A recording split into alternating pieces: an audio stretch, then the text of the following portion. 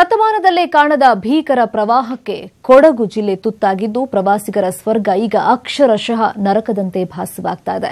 ರಕ್ಷಣಾ ಪಡೆಗಳು ಜೀವದ ಹಂಗು ತೊರೆದು ರಕ್ಷಣೆಗೆ ಟೊಂಕ ಕಟ್ಟಿ ನಿಂತಿದ್ರೂ ಹವಾಮಾನ ವೈಪರೀತ್ಯ ಕಾರ್ಯಾಚರಣೆಗೆ ಸವಾಲಾಗಿದೆ.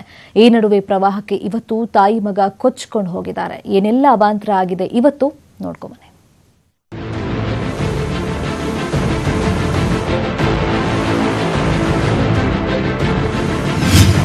ಕೊಡಗಿನಲ್ಲಿ ನಿಲ್ಲದ ರಣಭೀಕರ ಜಲಪ್ರವಾಹ.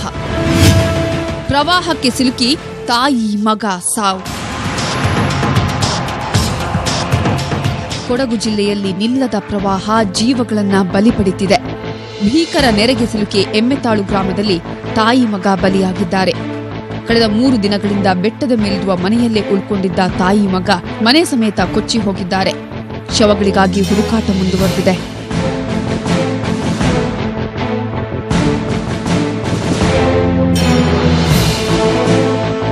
ಇನ್ನು ಮುಕ್ಕೋಡ್ಲು ಬೆಟ್ಟದಲ್ಲಿ ಸಿಲುಕಿರುವ 50 ಜನರಿಗಾಗಿ 80 ಸೈನಿಕರು ಜೀವದ ಹಂಗು ತೊರೆದು ಕಾರ್ಯಾಚರಣೆ ನಡೆಸುತ್ತಿದ್ದಾರೆ. ಈ ನಡುವೆ ಮುಕ್ಕೋಡ್ಲು ಸಮೀಪದ ಬೆಟ್ಟದಲ್ಲಿ ಸಿಲುಕಿದ್ದ 9 ಜನರನ್ನ ಸೇನೆಯವರು ರಕ್ಷಣೆ ಮಾಡಿ ನಿರಾಶ್ರಿತರ ಕೇಂದ್ರಗಳಿಗೆ ಶಿಫ್ಟ್ ಮಾಡಿದ್ದಾರೆ.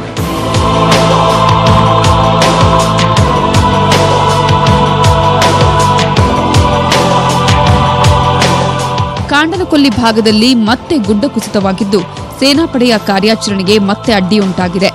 ಸಂತ್ರಸ್ತರ ರಕ್ಷಣೆಗೆ ಮೊದಲ ಬಾರಿಗೆ ಗರುಡ ಕಮಾಂಡೋಗಳು ಬಂದಿದ್ದು ಯೋಧರು 94 ವರ್ಷದ ವೃದ್ಧೆಯನ್ನ ರಕ್ಷಣೆ ಮಾಡಿದ್ದಾರೆ.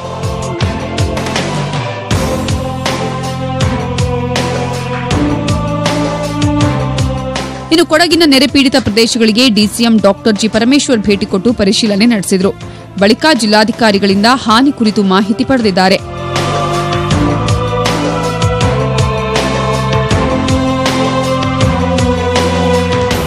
ನೆರೆ ಪ್ರದೇಶದ ಸ್ಥಳಗಳಿಗೆ ಸಿಟಿ ರವಿ ಸೇರಿದಂತೆ ಬಿಜೆಪಿ ಮುಖಂಡರು ಭೇಟಿ ನೀಡಿ ಪರಿಹಾರ ಕಾರ್ಯಗಳ ಪರಿಶೀಲನೆ ಮಾಡಿದ್ರು.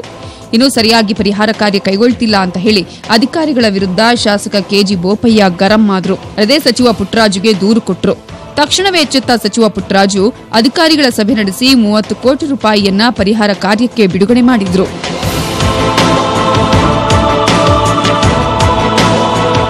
ಈ ನಡುವೆ ಕೊಡಗು ಜಿಲ್ಲೆಯಲ್ಲಿ ಸಿಎಂ ಮತ್ತೆರಡು ದಿನ ಪ್ರವಾಸ ಮಾಡಲಿದ್ದು ಬೆಂಗಳೂರಿನಲ್ಲಿ ಪರಿಹಾರ ಕಾರ್ಯಗಳ ಕುರಿತು ಅಧಿಕಾರಿಗಳ ಜೊತೆ ಸಭೆ ಮಾಡಿದ್ರು. ಬಳಿಕ ನೆರೆಪೀಡಿತ ಜಿಲ್ಲೆಗಳ ಡಿಸಿಗಳ ಜೊತೆ ಮುಖ್ಯ ಕಾರ್ಯದರ್ಶಿ ವಿಜಯ್ ಭಾಸ್ಕರ್ ವಿಡಿಯೋ ಕಾನ್ಫರೆನ್ಸ್ ಮಾಡುವ ಮೂಲಕ ಪರಿಹಾರ ಕಾರ್ಯ ಹಾಗೂ ಅನಾಹುತದ ಬಗ್ಗೆ ಮಾಹಿತಿ ಪಡೆದರು. ಇನ್ನು ಹಣ ಇದ್ರೂ ಎಟಿಎಂಗಳಲ್ಲಿ ಹಣವಿಲ್ಲದೆ ಜನ ಪರದಾಡ್ತಿದ್ದಾರೆ. ಸ್ನೇಹಿತರು ಬಂಧು ಬಳಗದಿಂದ ಹಾಕಿಸಿಕೊಂಡ ದುಡ್ಡು ಎಟಿಎಂಗಳಲ್ಲೇ ಇದೆ. Bureau report news 18 Kannada.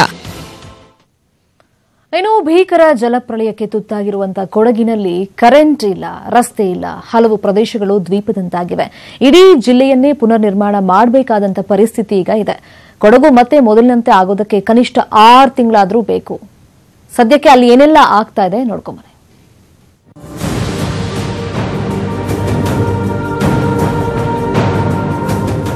ಶತಮಾನದ ಜಲಪ್ರಳಯ ಕೊಡಗು ಜಿಲ್ಲೆಯನ್ನ ಕತ್ತಲಿಗೆ ದೂಡಿದೆ. ಭಾರೀ ಮಳೆಯಿಂದ ಜಿಲ್ಲೆಯಲ್ಲಿ 3300 ವಿದ್ಯುತ್ ಕಂಬಗಳು ನೆಲಕ್ಕೆ ಬಿದ್ದಿವೆ. 260 ಟ್ರಾನ್ಸ್ಫಾರ್ಮರ್ಗಳು ಸಂಪೂರ್ಣ ಹಾಳಾಗಿವೆ. 30 ಕಿಲೋಮೀಟರ್ನಷ್ಟು ಕರೆಂಟ್ ಲೈನ್ ನೆಲಸಮವಾಗಿದೆ. ಶ್ರೀಮಂಗಲ, ವಿರಾಜಪೇಟೆ, ಮಡಿಕೇರಿಯ ಹಲವು ಗ್ರಾಮಗಳಲ್ಲಿ ಕೆಲ ದಿನಗಳಿಂದ ಕರೆಂಟೇ ಇಲ್ಲ. ಜನ ಕತ್ತಲಲ್ಲೇ ಕಾಲ ಕಳೆದಿದ್ದಾರೆ.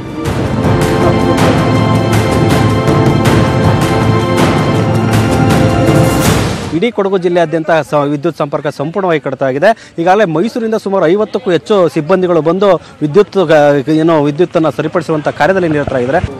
ಸುಂಟಿಕೊಪ್ಪ, ಮಾದಾಪುರ, ಮುಕ್ಕೋಡ್ಲು, ಹಟ್ಟಿಹೊಳೆ ಸೇರಿದಂತೆ ಮುಂತಾದ ಕಡೆ ಮತ್ತೆ ಮಳೆ ಶುರುವಾಗಿದ್ದು ನೀರಿನ ಮಟ್ಟ ಏರಿಕೆಯಾಗ್ತಾ ಇದೆ. ಇದೇ ತರ 4-5 ದಿನ ಮಳೆ ಬಂದ್ರೆ ಸೇತುವೆ ಮುಳುಗುವ ಭಯದಲ್ಲಿದ್ದಾರೆ ಮಾದಾಪುರ ಜನ.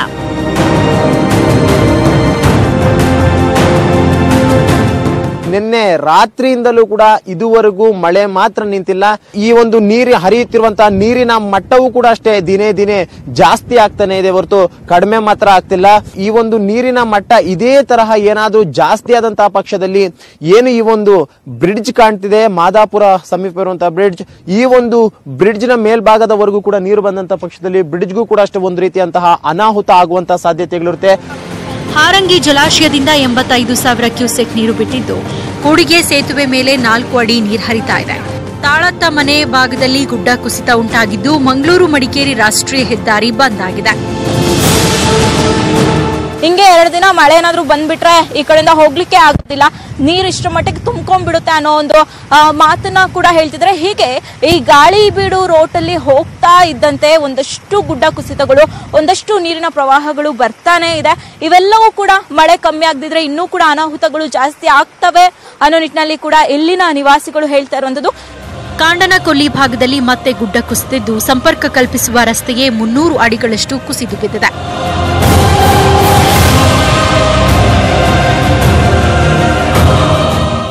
ಕೊಡಗಿಗೆ ಮುಖ್ಯವಾಗಿ ಸಂಪರ್ಕ ಕಲ್ಪಿಸುವಂತಹ ಮಂಗಳೂರು ಮಡಿಕೇರಿ ಹೆದ್ದಾರಿ ಏನಿದೆ, ಆ ಹೆದ್ದಾರಿ ಕೂಡ ಸಂಪೂರ್ಣ ಬಂದ್ ಆಗಿದೆ. ಇಲ್ಲಿ ನಾವು ನಿಂತಿರುವಂತಹ ಜಾಗ ಮಡಿಕೇರಿಯ ತಾಳತ್ತ ಮನೆ. ಈ ತಾಳತ್ತ ಮನೆಯ ಭಾಗದಲ್ಲಿ ಇರುವಂತಹ ದೊಡ್ಡ ಗುಡ್ಡ ಕುಸಿದು ಸಂಪರ್ಕ ಸಂಪೂರ್ಣವಾಗಿ ಬಂದ್ ಆಗೋಗಿರುವಂಥದ್ದು. ಕಾಲೂರು ಹೆಬ್ಬಟಗೇರಿಗೆ ಸಂಪರ್ಕ ಕಲ್ಪಿಸುವ ರಸ್ತೆ ಸಂಪೂರ್ಣ ಕುಸಿದಿದ್ದು ಕಾಲೂರು ಈಗ ದ್ವೀಪದಂತಾಗಿದೆ.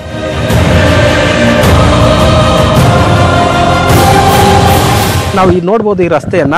ಈ ರಸ್ತೆ ಮಡಿಕೇರಿ ಮೂಲಕ ಏನು ಗಾಳಿಬೀಡು ಕಡೆಗೆ ಎಡಭಾಗದಲ್ಲಿ ಗಾಳಿಬೀಡು ತೆರಳುತ್ತೆ.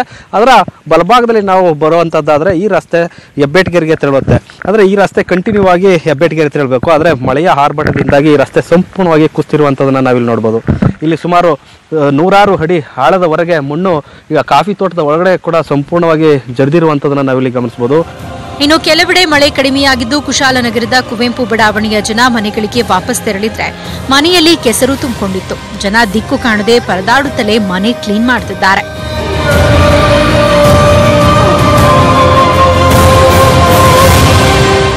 ಈ ಒಂದು ಮನೆಗಳು ಸಂಪೂರ್ಣವಾಗಿ ಜಲವೃತಗೊಂಡಿದ್ದವು.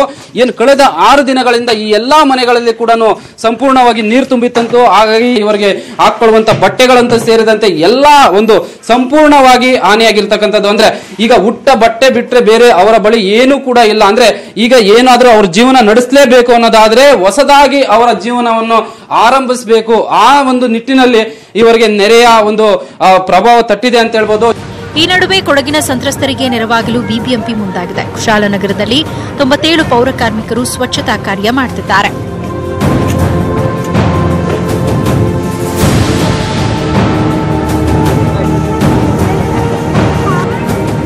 Bureau report, news 18 Kannada. ಇನ್ನು ರಣಮಳೆ ಕೊಡಗಿನಲ್ಲಿ ಅದ್ಯಾವ ರೀತಿ ತನ್ನ ಪ್ರತಾಪವನ್ನ ತೋರ್ತಾ ಇದೆ ಅಂದ್ರೆ ಲಕ್ಷ ಸಂಪಾದನೆ ಮಾಡ್ತಾ ಇದ್ದವರೆಲ್ಲ ಬೀದಿಗೆ ಬಂದಿದ್ದಾರೆ. ಕಷ್ಟಪಟ್ಟು ಮನೆ ಕಟ್ಕೊಂಡಿದ್ದವರೆಲ್ಲ ಬೀದಿಗೆ ಬಿದ್ದಿದ್ದಾರೆ. ಪ್ರಾಣಿ ಪಕ್ಷಿಗಳಂತೂ ಒಡೆಯನಿಲ್ಲದೆ ಮೂಕವಾಗಿವೆ. ತಾಯಿ ಹಸುವನ್ನ ಕಾಣದೆ ಬೀದಿಯಲ್ಲಿ ಅನಾಥವಾಗಿ ಅಲೆದಾಡ್ತಾ ಇದೆ ಕರು. ಪ್ರಾಣಿಗಳ ಮೂಕವೇದನೆ ಹೇಗಿದೆ ನೋಡ್ಕೊಂಬನೆ. ಕೊಡಗಿನ ಕಣ್ಣೀರ ಕಥೆ ಸೀನ್ 1.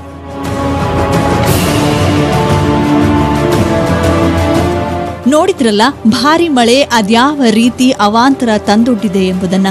7 ಎಕರೆಯಲ್ಲಿದ್ದ ತೋಟ, ಸುಸಜ್ಜಿತ ಮನೆಯೊಂದು ಪ್ರವಾಹದಲ್ಲಿ ಕುಸಿದು ಕೊಚ್ಚಿ ಹೋಗಿದೆ.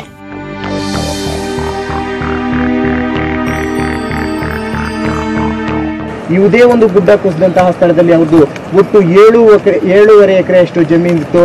ಅದರಲ್ಲಿ ಕಾಫಿ ತೋಟವನ್ನು ಕೂಡ ಬೆಳ್ಕೊಂಡು ಬಂದಿದ್ರು. ಇದೇ ಒಂದು ಆಧಾರವ ಇಟ್ಕೊಂಡಂತ ಅವರು ತಮ್ಮ 2 ಮಕ್ಕಳನ್ನು ಕೂಡ ಅಷ್ಟೇ ವಿದ್ಯಾಭ್ಯಾಸವನ್ನು ಮಾಡಿಸ್ತಿದ್ದಾರೆ. ಒಬ್ಬರನ್ನ ಇಂಜಿನಿಯರಿಂಗ್, ಮತ್ತೊಬ್ಬರನ್ನ ಡಿಗ್ರಿ ಓದಿಸ್ತಿದ್ದಾರೆ.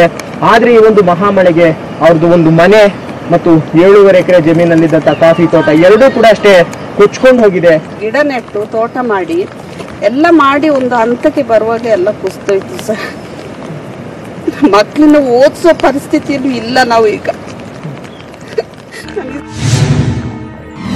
ಕೊಡಗಿನ ಕಣ್ಣೀರ ಕಥೆ ಸೀನ್ 2. ಕೊಡಗಿನ ಕುಶಾಲನಗರದಲ್ಲಿನ ಪ್ರವಾಹದ ಮತ್ತೊಂದು ಭೀಕರತೆಯ ದೃಶ್ಯವಿದು. ವೀಣಾ ಎಂಬುವರ ಮನೆಯಲ್ಲಿದ್ದ ಎಲ್ಲಾ ವಸ್ತುಗಳು ಕೊಚ್ಚಿಕೊಂಡು ಹೋಗಿವೆ. ಕಟ್ಟಿದ್ದ ಪುಟ್ಟ ಮನೆಯೊಂದು ಮಳೆ ನೀರಿನಿಂದ ಹಾಳಾಗಿದ್ದು ಈ ಬಡ ಕುಟುಂಬ ಸಹಾಯಕ್ಕಾಗಿ ಕಣ್ಣೀರು ಹಾಕ್ತಿದೆ. ಸಮಸ್ಯೆ ನೀರು ತುಂಬಿ ಮನೆಯೆಲ್ಲ ಹೋಯ್ತಾ ಉಂಟು. ಮನೆಯೊಳಗಡೆ ಸಾಮಾನಂತೂ ಒಂದು ಇಲ್ಲ, ಎಲ್ಲ ಹೋಗೈತೆ. ಇನ್ನು ಮನೆ ಬೀರು ಬಿಡ್ತಾ ಉಂಟು, ಒಳಗಡೆ ಬರೋಕ್ಕಾಯ್ತಾ ಇಲ್ಲ. ಎಲ್ಲ ಬೀದಿಲಿ ಬಿದ್ದುಬಿಟ್ಟಿದೆ. ಅದಕ್ಕೊಂಚೂರು ಒಳ್ಳೇದು ಮಾಡಿ ನಮ್ಗೆ ಇದಕ್ಕೊಂದು ನೆಲೆ ಮಾಡಿಕೊಡಿ ಅಷ್ಟೇ.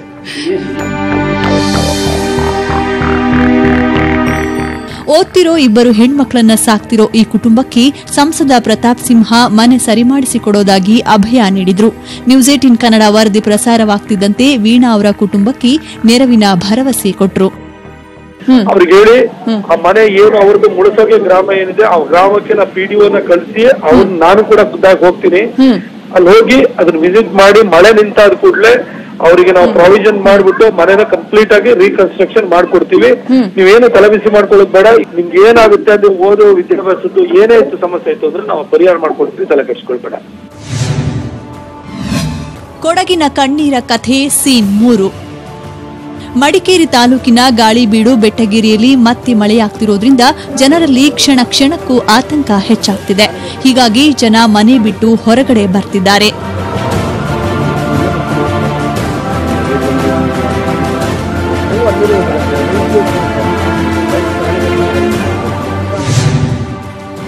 ಕೊಡಗಿನ ಕಣ್ಣೀರ ಕಥೆ ಸೀನ್ 4.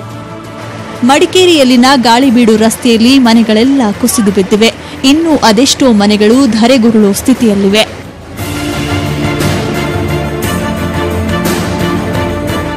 ನದಿ ನೀರಿನ ಹರಿವು ಈಗಲೂ ಜೋರಾಗಿದ್ದು ಸೇತುವೆ ಮೇಲೆ ನದಿ ನೀರು ರಭಸವಾಗಿ ಹರಿಯುತ್ತಿದೆ.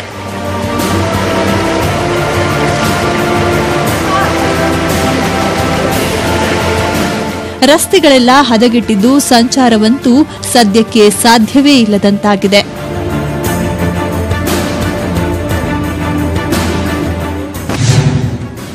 ಕೊಡಗಿನ ಕಣ್ಣೀರ ಕಥೆ ಸೀನ್ 5. ಕುಶಾಲನಗರದಲ್ಲಿ ಸತತ 1 ವಾರದಿಂದ ಭಾರೀ ಮಳೆಯಾಗಿತ್ತು. ಮಳೆಯ ಪ್ರವಾಹದಿಂದ ಮನೆಗಳೆಲ್ಲ ನದಿಯಂತಾಗಿದ್ವು. ಇಂದು ನೆರೆ ತಗ್ಗಿದ್ದು ಮನೆಯಲ್ಲಿದ್ದ ವಸ್ತುಗಳೆಲ್ಲ ಹಾಳಾಗಿದ್ದು ಅವುಗಳನ್ನು ಒಣಗಿಸಲಾಗುತ್ತಿದೆ.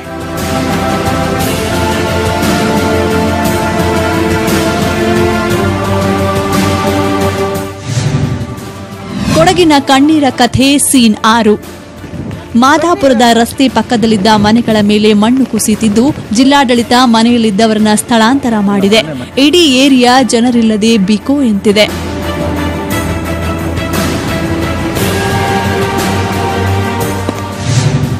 ಕೊಡಗಿನ ಕಣ್ಣೀರ ಕಥೆ ಸೀನ್ 7. ಪ್ರವಾಹದ ಸಂಕಷ್ಟ ಜನರಿಗಷ್ಟೇ ಅಲ್ಲದೆ ಮೂಕ ಪ್ರಾಣಿ ಪಕ್ಷಿಗಳಿಗೂ ತಟ್ಟಿದೆ. ತಾಯಿ ಹಸುವನ್ನ ಕಾಣದ ಕರು ಬೀದಿ ಬೀದಿಯಲ್ಲಿ ಸುತ್ತುತ್ತಾ ತಬ್ಬಲಿಯಾಗಿದೆ. Bureau report, news 18 Kannada. ಏನೋ ಮನೆ ಕಳ್ಕೊಂಡಂತ ಸಂತ್ರಸ್ತರು ನಿರಾಶ್ರಿತ ಕೇಂದ್ರಗಳಲ್ಲಿ ಜೀವ ಭಯದಿಂದಲೇ ಬದುಕ್ತಾ ಇದ್ದಾರೆ. ನಿರಾಶ್ರಿತ ಕೇಂದ್ರದಲ್ಲಿ ಅವರಿಗೆ ಬೇಕಾದ ಎಲ್ಲ ಸೌಲಭ್ಯ ಕಲ್ಪಿಸಲಾಗಿದೆ. ಆದರೆ ನಿರಾಶ್ರಿತ ಕೇಂದ್ರದಲ್ಲಿ ತಾರತಮ್ಯ ಮಾಡಲಾಗ್ತಿದೆ ಅಂತ ಕೆಲವರು ಆರೋಪವನ್ನ ಮಾಡ್ತಿದ್ದಾರೆ. ಈ ನಡುವೆ ಸಂತ್ರಸ್ತರನ್ನ ನಮ್ಮ ಹಳ್ಳಿ ಕಳಿಸಿ ಅಂತ ಮಂಡ್ಯದ ಗ್ರಾಮಸ್ಥರು ಮನವಿಯನ್ನ ಮಾಡಿದ್ದಾರೆ. ಹಾಗಾದ್ರೆ ನಿರಾಶ್ರಿತ ಕೇಂದ್ರದಲ್ಲಿ ಏನಾಗ್ತಿದೆ ನೋಡ್ಕೊಂಬನ್ನಿ.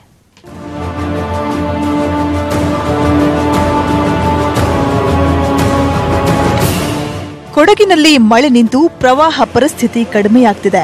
ಆದರೂ ಪ್ರವಾಹದಿಂದ ಮನೆ ಕಳೆದುಕೊಂಡ ಜನರ ಸಂಕಷ್ಟ ಮಾತ್ರ ತಪ್ಪಿಲ್ಲ. ಜಿಲ್ಲೆಯ 36ಕ್ಕೂ ಹೆಚ್ಚು ನಿರಾಶ್ರಿತ ಕೇಂದ್ರಗಳಲ್ಲಿ ಸಂತ್ರಸ್ತರಿಗೆ ಊಟ, ಬಟ್ಟೆ ಕೊಟ್ಟು ಆರೈಕೆ ಮಾಡಲಾಗ್ತಿದೆ. ಪ್ರತಿಯೊಂದು ನಿರಾಶ್ರಿತ ಶಿಬಿರದಲ್ಲೂ 100ಕ್ಕೂ ಹೆಚ್ಚು ಸಂತ್ರಸ್ತರು ಆಶ್ರಯ ಪಡೆದಿದ್ದಾರೆ. ಅಮ್ಮತಿ, ನಾಪೋಕ್ಲು, ಕಾಂಡನಕೊಳ್ಳಿ, ಜೋಡುಪಾಲ ಸೇರಿ 13ಕ್ಕೂ ಹೆಚ್ಚು ಗ್ರಾಮಸ್ಥರಿಗೆ ಪ್ರವಾಹದಿಂದ ದಿಕ್ಕು ತೋಚದಂತಾಗಿದೆ. ಹೇಗಾದ್ರೂ ಮಾಡಿ ನಮಗೊಂದು ಸೂರು ಕಲ್ಪಿಸಿ ಕೊಡಿ ಅಂತ ಅಂಗಲಾಚ್ತಾ ಇದ್ದಾರೆ.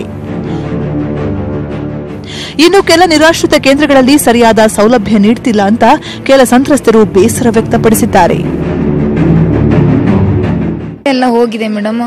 ಬಂದ ಅದು ಹೋದ ದಿವಸದ 1 ವಾರದಿಂದನೂ ಇದ್ದೀನಿ ಇಲ್ಲೇ. ಫುಲ್ ಎಲ್ಲ ಕಂಪ್ಲೀಟ್ ಫಿನಿಶಿಂಗ್ ಆಗಿದೆ. ಏನಿಲ್ಲ ಅಲ್ಲಿ ನಮಗೆ ಇಲ್ಲಿ ಕೊಟ್ಟಿದ್ದಾರೆ. ಇನ್ನು ಶಾಶ್ವತ ಪರಿಹಾರ ಅವರು ಕೊಡಬೇಕು. ನಮಗೆ ಏನಂತ ನಮಗೊಂದು ಗೊತ್ತಾಗ್ತಾ ಇಲ್ಲ ಮೇಡಮ್. ನಿರಾಶ್ರಿತ ಕೇಂದ್ರಗಳಲ್ಲಿ ಮುಗ್ಧ ಮಕ್ಕಳು ಸಹ ಆತಂಕದಲ್ಲಿದ್ದಾರೆ. ಹೊರಗಡೆ ಏನಾಗ್ತಿದೆ ಅನ್ನೋದೇ ತಿಳಿಯದ ಮುಗ್ಧ ಮಕ್ಕಳು ಶಾಲೆಗೆ ಹೋಗಕ್ಕಾಗ್ತಿಲ್ಲ ಅಂತ ಬೇಸರ ವ್ಯಕ್ತಪಡಿಸಿದ್ದಾರೆ. ನನಗೆ ಸ್ಕೂಲಿಗೆ 1 ವಾರ ಹೋಗಿಲ್ಲ.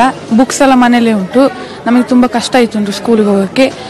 ಸರ್ಕಾರದವ್ರು ಬೇಗ ನಮಗೆ ಹೋಗಕ್ಕೆ ಮಾಡ್ಕೊಡ್ಬೇಕು ಅಂತ ಕೇಳ್ಕೊಂಡು. ಸುಮಾರು ದಿನ ಆಯ್ತು. ನಮಗೆ ಉಸ್ಕಲ್ ಹೋಗಕ್ಕೆ ಹೆಲ್ಪ್ ಬೇಕು, ಮತ್ತೆ ಉಸ್ಕನೆಲ್ಲ ಓಪನ್ ಮಾಡ್ಬೇಕು. ಆ ಥರ ಹೆಲ್ಪ್. ಇಲ್ಲಿಗೆ ಬರ್ಬೇಕಾದ್ರೆ ಕಾಡೊಳಗೆ ಕಷ್ಟಪಟ್ಟು ಬಂದಿದ್ದೀವಿ. ರೋಡೆಲ್ಲ ಬ್ಲ್ಯಾಕ್ ಆಗಿದೆ, ಶಾಲೆಗೆ ಹೋಗಕ್ಕೆ ಆಗ್ತಿಲ್ಲ. ಆದ್ರಿಂದ ಸರ್ಕಾರದವರು ರೋಡನ್ನು ಸರಿ ಮಾಡಿ ಕೊಡ್ಬೇಕಾಗಿ ಕೇಳ್ಕೊಡ್ತೀನಿ. ಈ ನಡುವೆ ನಿರಾಶ್ರಿತರಿಗೆ ಈ ಟಾಯ್ಲೆಟ್ ವ್ಯವಸ್ಥೆ ಮಾಡಲಾಗಿದೆ. ಇತ್ತ ನಿರಾಶ್ರಿತ ಕೇಂದ್ರಗಳಿಗೆ ಸಚಿವ ಕೋಟಾ ಶ್ರೀನಿವಾಸ್ ಪೂಜಾರಿ ಭೇಟಿ ನೀಡಿ ಸಂತ್ರಸ್ತರ ಯೋಗಕ್ಷೇಮ ವಿಚಾರಿಸಿದರು.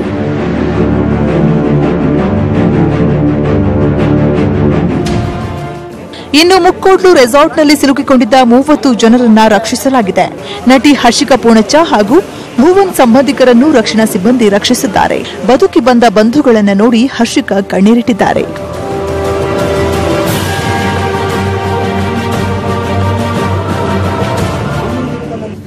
ಇನ್ನು ಪ್ರವಾಹದಲ್ಲಿ ಸಿಲುಕಿರುವ ಕುಟುಂಬಗಳಿಗೆ ಈ ತಕ್ಷಣವೇ 10 ಕೆಜಿ ಅಕ್ಕಿ, 1 ಕೆಜಿ ಸಕ್ಕರೆ, 1 ಲೀಟರ್ ಪಾಮ್ ಆಯಿಲ್, 1 ಕೆಜಿ ಬೇಳೆ, 5 ಲೀಟರ್ ಸೀಮೆ ಎಣ್ಣೆ ವಿತರಿಸಲು ಜಿಲ್ಲಾಡಳಿತ ಕ್ರಮ ಕೈಗೊಂಡಿದೆ.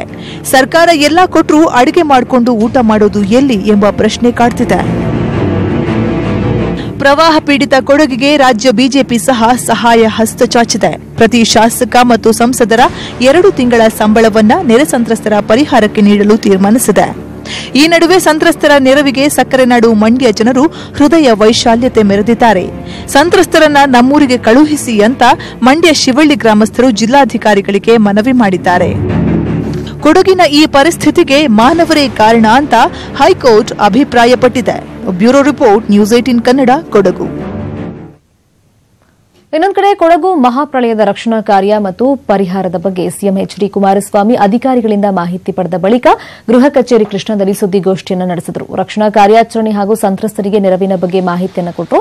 ಏನೋ 2 ದಿನ ಕೊಡಗು ಜಿಲ್ಲೆಯಲ್ಲಿ ಪ್ರವಾಸ ಮಾಡಿ ಅಧ್ಯಯನ ಪರಿಸ್ಥಿತಿಯನ್ನು ಮಾಡ್ತಾರೆ. ಇನ್ನು ಅಲ್ಲದೆ ಕೊಡಗು ಜಿಲ್ಲೆಯೊಂದರಲ್ಲೇ 2 ರಿಂದ 3 ಸಾವಿರ ಕೋಟಿ ರೂಪಾಯಿ ನಷ್ಟವಾಗಿದೆ, ಆಸ್ತಿಪಾಸ್ತಿ ಹಾನಿಯಾಗಿದೆ, ಬೆಳೆ ಹಾನಿಯಾಗಿದೆ. ಈ ಬಗ್ಗೆ ಕೇಂದ್ರಕ್ಕೆ ಪತ್ರವನ್ನು ಬರೆಯುವುದಾಗಿ ಸಿಎಂ ಹೇಳಿದರು. ಕೊಡಗು ಜಿಲ್ಲೆಗೆ ಭೇಟಿ ಕೊಟ್ಟು ಹೋದ ತಿಂಗಳೇ ಸುಮಾರು 100 ಕೋಟಿ ರೂಪಾಯಿಗಳನ್ನ ಅದಕ್ಕೆ ಯಾವುದೇ ಮಟ್ಟದ ವೆಚ್ಚವನ್ನ ಸರ್ಕಾರ ವಹಿಸ್ಕೋಬೇಕಾದಂತ ಪರಿಸ್ಥಿತಿ ಬಂದ್ರೆ ಆ ಜವಾಬ್ದಾರಿಯನ್ನ ಸರ್ಕಾರ ತೆಗೆದುಕೊಳ್ತದೆ ಅಂತಕ್ಕಂಥದ್ದನ್ನ ಕೊಡಗಿನ ಜನತೆಗೆ ನಾನು ಹೇಳಲಿಕ್ಕೆ ಬಯಸ್ತೀನಿ. ಯಾರು ಆತಂಕ. ಇದೇ ವೇಳೆ ನ್ಯೂಸ್ 18 ಕನ್ನಡದ ಮನವಿಗೆ ಸ್ಪಂದಿಸಿ ದೇಣಿಗೆ ನೀಡಿದ ದಾನಿಗಳ ಚೆಕ್ ಅನ್ನು ಸಿಎಂ ಕುಮಾರಸ್ವಾಮಿಗೆ ಹಸ್ತಾಂತರ ಮಾಡಲಾಯಿತು. ನಮ್ಮ ವಾಹಿನಿ ಮೂಲಕ ದೇಣಿಗೆ ನೀಡಿದ N Jayaram, CM Shashikumar, Shantha, Bhagyalakshmi, R Dayanand, BS Manjamma, Hemalatha, D Krishnajirao, Vishwanath, CS ಹಾಗೆಯೇ ಎನ್ಜಿ ಮಂಜಪ್ಪ ಅವರ ಕಾರ್ಯಕ್ಕೆ ಸಿಎಂ ಧನ್ಯವಾದ ಹೇಳಿದರು.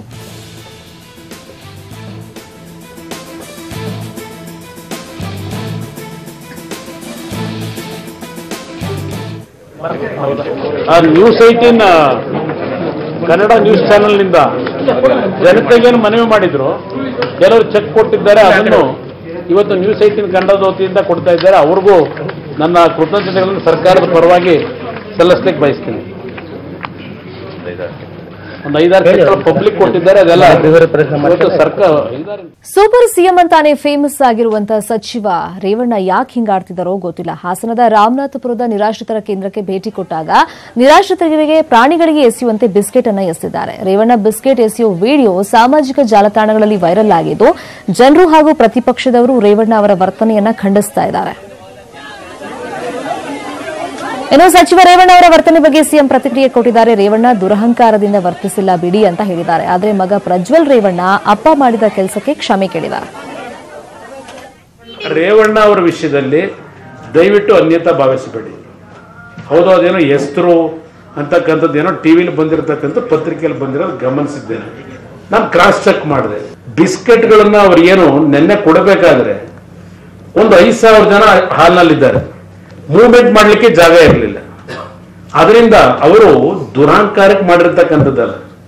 ರೇವಣ್ಣ ಅವತ್ತು ಹಾಲನ್ನ ಮತ್ತೆ ಬಿಸ್ಕೆಟ್ನ ಬೇಗ ತಲುಪಿಸ್ಬೇಕಾಗಿರೋ ವಿಚಾರದಲ್ಲಿ ಒಂದ್ ಸ್ವಲ್ಪ ಆ ಥರ ಗಾಬರಿ ಆಗಿರ್ಬೋದು. ಹಂಗನ್ಬಿಟ್ಟು ಯಾರೋ ಹೆಸರು ಅನ್ನೋ ಭಾವನೆಯಲ್ಲ, ದಯವಿಟ್ಟು ಕ್ಷಮಿಸ್ಬೇಕು. ಆ ಥರ ಏನಾದ್ರು ಮನ್ಸಲ್ಲಿ ಇದ್ರೆ ದಯವಿಟ್ಟು ಜನರಲ್ಲೂ ನಾನೇ ನಮ್ಮ ತಂದೆ ಪರವಾಗಿ ನಾನು ಕ್ಷಮಾಪಣೆ ಕೇಳೋದಕ್ಕೆ ಇಷ್ಟಪಡ್ತೀನಿ. ಇನ್ನು ಭೀಕರ ಮಳೆ ಹಾಗೂ ಭಯಾನಕ ನೆರೆ ಕೇರಳ ಕೊಡಗಿನ ಜನರನ್ನ ತಲ್ಲಣಗೊಳಿಸಿಲ್ಲ. ಮೈಸೂರು ಜಿಲ್ಲೆ ಎಚ್ಡಿ ಕೋಟೆಯ ಕೆಲ ಆದಿವಾಸಿಗಳ ಹಾಡಿಯ ಜನರು ಭಾರೀ ಸಂಕಷ್ಟಕ್ಕೆ ಸಿಲುಕಿದ್ದಾರೆ. ಕೇರಳ ಗಡಿ ಅಂಚಿನಲ್ಲಿರೋ ಆನಿಮಾಳ ಕಳೆದ 1 ವಾರದಿಂದ ನೀರಿನಲ್ಲಿ ಮುಳುಗಿ ದ್ವೀಪದಂತಾಗಿದೆ. ಅಲ್ಲಿನ ಆದಿವಾಸಿಗಳು ಊಟಕ್ಕೂ ಇಲ್ಲದೆ ಒದ್ದಾಡ್ತಾ ಇದ್ದಾರೆ. ಈ ಆದಿವಾಸಿಗಳ ಹಾಡಿಗೆ ನಿಮ್ಮ ನ್ಯೂಸ್ 18 ಕನ್ನಡದ ಸರ್ಜಿಕಲ್ ಸ್ಟ್ರೈಕ್ ತಂಡ ಭೇಟಿ ನೀಡಿ ಗ್ರೌಂಡ್ ರಿಪೋರ್ಟ್ ನೀಡಿದೆ. ನೋಡ್ಕೊಂಬನ್ನಿ. ಕೇರಳ ಗಡಿಯಲ್ಲಿ ಅದರಲ್ಲೂ ಕೂಡ ನದಿ ತೀರದಲ್ಲಿ ಪ್ರವಾಹಕ್ಕೆ ಸದಾ ತುತ್ತಾಗುವಂತ ಆನೆಮಾಳ ಹಾಡಿಗೆ ನಾನು ಕರ್ಕೊಂಡು ಹೋಗ್ತೀನಿ. ಬಂದಿತ್ತಲ್ಲ, ಹೆಂಗಿತ್ತು ಪರಿಸ್ಥಿತಿ ಎಲ್ಲ ನೀರಲ್ಲಿ ನೀರು ತುಂಬಿಕೊಂಡು? ಊಟ ತಿಂಡಿ ಎಲ್ಲ ನಾವೇನ ಮಾಡೋದು, ಹಸ್ಕೊಂಡು ಹಂಗೆ ತಾನೆ ಮನ್ಗದು ಹಸ್ಕೊಂಡೆ. ಭಾರಿ ಸಮಸ್ಯೆ ಇದೆ, ಯಾಕಂದ್ರೆ ಫಾರೆಸ್ಟ್ನವರು ಮನೆ ಆಗಿದೆ ಅಂದ್ರೆ ಸುಮ್ಮನೆ ಕೊಟ್ಟು ಆರ್ಡರ್ ಕೊಟ್ಟರು ಸಮೇತ ಇವ್ರು ಕಟ್ಟಕ್ಕೆ ಬಿಡಲ್ಲ. ನಾವು ಹೆಂಗೆ ಸತ್ತಿದಾನ ಬದುಕಿದಿದಾನ ಅವ್ರು ಒಟ್ಟಿಗೆ ನೋಡಿಲ್ಲ. ನೀರು ಹತ್ತಿ ಕೂತಿರ ಅದೆಲ್ಲ ಜಲ ದಾಟೋದು వచ్చి ಮನೆಯೆಲ್ಲ ಕಷ್ಟ ಬಿದ್ದಾಯ್ತು. ನಿರಂತರವಾಗಿ ಮಳೆ ಸುರಿತಾನೆ ಇದೆ. ಈ ಮಳೆಯ ಹೊಡೆತಕ್ಕೆ ಈ ಮನೆಯ ಗೋಡೆಯೇ ಕುಸಿದು ಬಿದ್ದಿದೆ ನೋಡಿ. ಈ ಮನೆಯ ಗೋಡೆಗಳು ಕುಸಿದು ಬಿದ್ದಿದ್ವು ನೋಡಿ. ಇಲ್ಲಿ ಒಂದು ಕಂಬನ ಆಧಾರವಾಗಿ ಇಟ್ಬಿಟ್ಟಿದ್ದಾರೆ. ಇಲ್ಲಿರುವ ಮಣ್ಣನ್ನೇ ಅಲ್ಲೇ ಮತ್ತೆ ಮಣ್ಣನ್ನ ಗೋಡೆನಾಗಿಸಿ ಅವರು ಮತ್ತೆ ಜೀವನ ಸಾಗಿಸ್ತಿರ್ತಾರೆ. ಯಾಕಂದ್ರೆ ಇವರು ಕಾಡು ಜನರಲ್ವಾ. ಬಾಗಲಕೋಟೆಯ ವಿದ್ಯಾಗಿರಿಯ ಗೌರಿಶಂಕರ ಕಲ್ಯಾಣ ಮಂಟಪದಲ್ಲಿ ಗೂಗ್ಲಿ ಖ್ಯಾತಿಯ ನಿರ್ದೇಶಕ ಪವನ್ ಒಡೆಯರ್ ಮದುವೆ ನಡೆಯಿತು. ನಿರ್ದೇಶಕ ಪವನ್ ಒಡೆಯರ್ ಬಾಗಲಕೋಟೆ ಮೂಲದ ನಟಿ ಅಪೇಕ್ಷಾ ಪುರೋಹಿತ್ ಅವರ ಕೈ ಹಿಡಿದ್ರು. ಪವರ್ ಸ್ಟಾರ್ ಪುನೀತ್ ರಾಜ್ಕುಮಾರ್ ಮದುವೆಗೆ ಬಂದು ನವ ದಂಪತಿಯನ್ನು ಹರಸಿದ್ರು.